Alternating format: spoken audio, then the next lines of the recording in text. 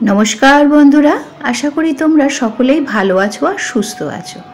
तोमादेर साथे आजके रान्नार जे भिडियोटी शेयर करछि सेटा किन्तु खुबই सुस्वादु एकटी रान्ना।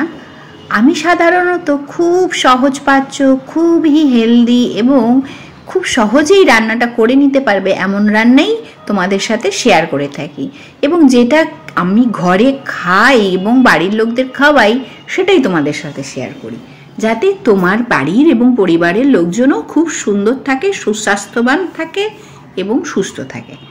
आजके आमी बाचा माछेर एकटा रेसिपि तोमादेर साथे शेयर करछि। एर आगे बहुबार आमी विभिन्न रकमेर रेसिपि शेयर करेछि एई माछेर, किन्तु आजकेर रेसिपिटा एकटु अन्यरकम।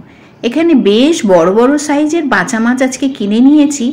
आमी हाफ केजी माछ निয়েছি, ताते आमार 8 कि 9टार मतन माछ उठेछिलो। सेटा आमी आजके सादा एवं कालो पोस्तोर साथे 1 चामच लवण एवं दुटो बड़ कालो काঁচা लंका नয় सबुज काঁচা लंका दिए पेस्ट करे रेखे दिलाम। এই देखो कि स्मूथ पेस्टটা হয়েছে এবং লবণ তো অবশ্যই সরষে বাটার সময় দিতে হয়, সেটাও করে নিলাম। এদিকে মাছ আমার ভাজা হয়ে গেছে। এবার কড়াতে একটু সরষের তেল দিয়ে তার মধ্যে 1 চামচ কালো জিরে ফোড়ন দিলাম। প্রথমেই যে মাছগুলো ভেজে রেখেছি সেগুলো আবার ফ্রাই প্যানের মধ্যে খুব সুন্দর করে সাজিয়ে নিলাম এবং যতটা মাছ ধরলো সেই অবস্থায় সাজিয়ে তার উপরেই সরষে বাটাটাকে হালকা করে আমি দিয়ে দিলাম ঢেলে। এবারে এর মধ্যে পরিমাণ মতন হলুদ এবং লবণ দিয়ে আঁচ কমিয়ে বেশ খানিকটা আরো কাঁচা লঙ্কাগুলোকে হাফ থেকে চিড়ে পা ফাটিয়ে দিয়ে দিলাম উপর থেকে। তারপরে আস্তে আস্তে সমস্ত ঝোলটা যখন প্রায় ফুটে আসছে তখন লবণ উপর থেকে যেহেতু দিয়েছি হলুদ দিয়েছি সেই জন্য হাতা দিয়ে খুব সুন্দর করে সমস্ত ঝোলটা মাছের উপর দিয়ে ভাসিয়ে দেওয়ার চেষ্টা করলাম যাতে সমস্ত মশলার সাথে এই গুঁড়ো মশলাগুলো মিশে যায় সুন্দরভাবে।